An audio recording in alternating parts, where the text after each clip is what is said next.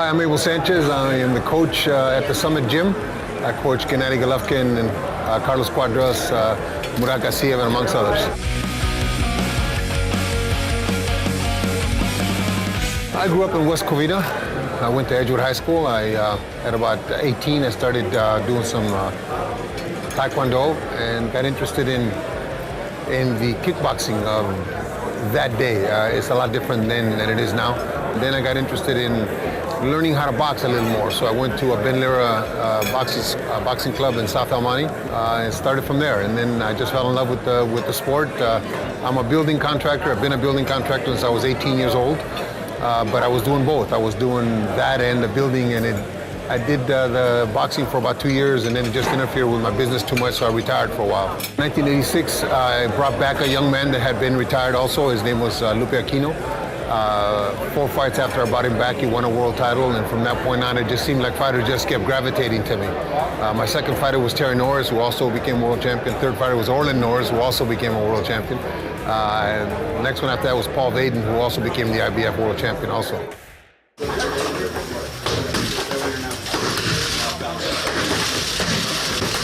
From the beginning, I always believed that we needed to please the fans. We needed to give the fans the kind of fight that I want to see.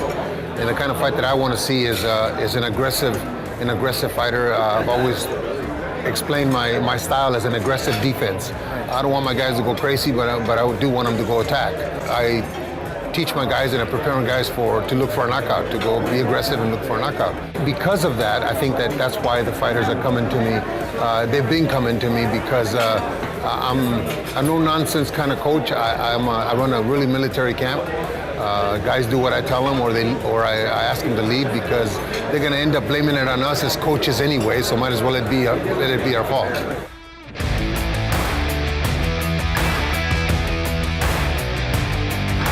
Little by little, if they stay with me fight by fight, they get more towards my style. They don't come to me with my style, but once they're with me for 3 or 4 fights, they kind of adapt my style.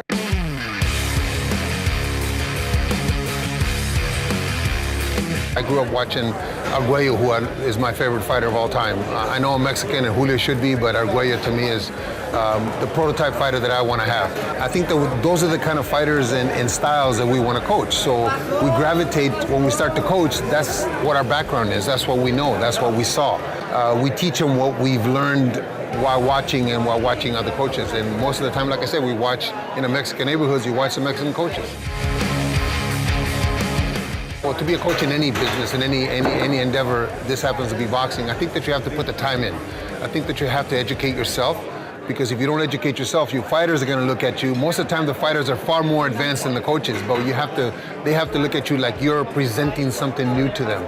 You're presenting something that is going to make them better, and they need to trust you. So if you don't grow as a coach, then I think you're going to be losing fighters. I've been fortunate that I've never had a fighter lead me. I've let fighters go for a lot of different reasons, but I think it's because they feel like they're learning something, and if that's the case, they're going to stick around.